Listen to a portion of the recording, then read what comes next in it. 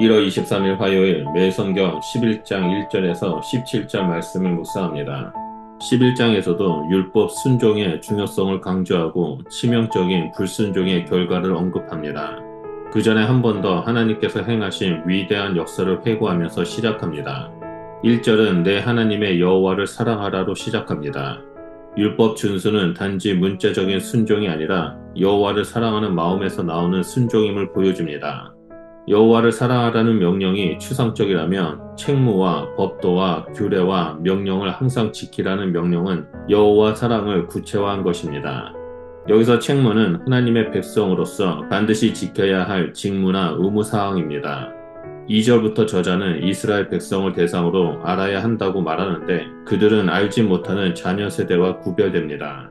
이스라엘의 후손은 하나님의 출애굽 구원을 보지 못한 자들도 있을 테지만 이 단락 끝인 7절에 너희의 눈으로 보았다라고 하여 두 세대를 의도적으로 대조하고 있습니다.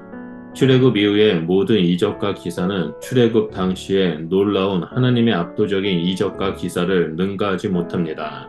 만나와 메추라기의 공급과 극적인 식수 공급조차 비교가 안 됩니다.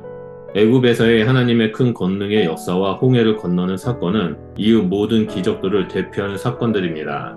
모세가 지난 역사를 총정리하면서 출애굽의 역사를 거론하는 이유가 이것입니다. 그런데도 그들은 출애굽에서 능력으로 구원하신 하나님을 신뢰하지 못한 채 광야에서 배교와 반역을 반복했습니다. 그 대표적인 것으로 고라의 배교 사건을 언급합니다. 당시 고라가 주동했던 반역 사건은 두 방향으로 진행되었습니다.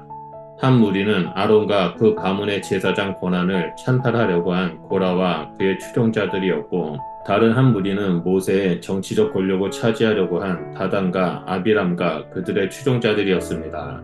다단과 아비람은 르우벤 지파의 사람들이었습니다. 이들 모두 이스라엘 백성을 선동하여 하나님의 권위와 공동체 질서를 무너뜨리려고 했습니다. 그런데 민수기와 신명기의 강조점이 다릅니다.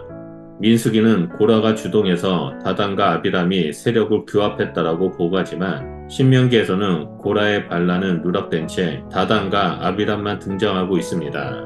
이에 대해 많은 학자들은 모세의 연설에서 고라가 빠진 이유를 당시 심판이 불길을 피해 살아남은 고라의 아들들을 모세가 배려했기 때문이라고 해석합니다.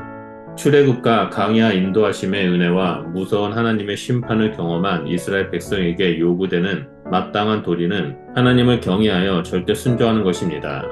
하나님의 명령과 계명을 지키면 약속의 땅을 얻고 거기서 축복을 누릴 것입니다.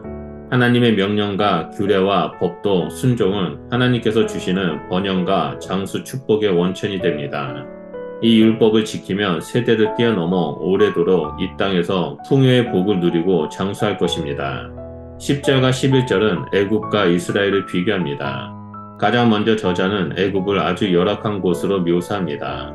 애굽 땅은 씨를 뿌린 후에 발로 물을 끌어와야만 했습니다. 애굽은 나일강이 범람할 때 이용하여 물을 저장하고 강계 수로를 통해 농사를 지었으며 기구를 조절하기 위해 발을 이용했습니다. 그러나 약속의 땅인 가나안의 농사법은 하늘 농사법입니다. 사람이 물을 대는 것이 아니라 하나님이 물을 내리십니다. 그 땅에 많은 산과 골짜기가 있기에 하늘에서 비를 내리면 그 산과 골짜기들을 채우고 그 땅은 물을 흡수해서 식물의 뿌리까지 충분한 물을 공급합니다. 모세는 그 땅은 하나님께서 돌보아 주시는 땅으로 연중 내내 여호와의 눈이 항상 지켜보며 보호하시고 공급해 주시는 땅이라고 말합니다. 이것이 순종하는 이스라엘에게 하나님께서 주시는 축복입니다. 따라서 한편으로 가장 안전한 농사법이지만 동시에 불순종했을 때는 이 가나안 땅은 강야와 같은 죽음의 땅이 될 수 있다는 경고이기도 합니다. 13절부터 순종하는 백성에게 허락하시는 하나님의 농사법이 소개됩니다. 하나님 말씀에 순종하면 그 땅은 젖과 꿀이 흐르는 땅이 될 것입니다. 모세는 하나님께서 이른 비와 늦은 비를 내려주신다라고 강조합니다. 이른 비는 음력 7월에 내리기 시작하고 늦은 비는 6개월 후인 음력 1월에 내리기 시작합니다. 하나님께서 이른 비와 늦은 비를 내려주시면 그들은 핵곡식과 새 포도주와 새 감람류를 넉넉히 수확할 것입니다. 가축들도 들판에 무성히 자란 풀을 마음껏 뜯을 것입니다. 그러나 그들이 하나님을 버리고 헛된 신들을 의지하고 가나안의 바알을 농경 신으로 섬기면서 복을 빈다면 하늘의 수문은 닫힐 것입니다. 이렇듯 신명기 11장은 인간이 식량을 얻기 위해 바알을 이용하여 노동하는 것과 하늘에서 내리는 비를 대조적으로 묘사합니다. 이 비는 광야에서 하나님이 공급하셨던 만나와 유사합니다. 따라서 가나안 땅에 거주하려는 자는 여호와의 율법에 순종해야 합니다. 오늘 묵상 말씀을 통해서 하나님을 의지하고 말씀에 순종할 경우 가나안 땅은 젖과 꿀이 흐르는 땅이 되지만 불순종할 경우 광야와 같은 죽음의 땅이 되는 것을 볼 수 있습니다. 이를 통해 우리가 머무는 곳에서 하나님을 사랑하고 하나님의 말씀에 순종한다면 지금 우리가 서 있는 곳이 바로 젖과 꿀이 흐르는 축복의 땅이 될 것입니다. 반면에 하나님을 의지하지 아니하고 말씀에 불순종하는 곳은 광야와 같은 죽음의 땅이 될 것입니다.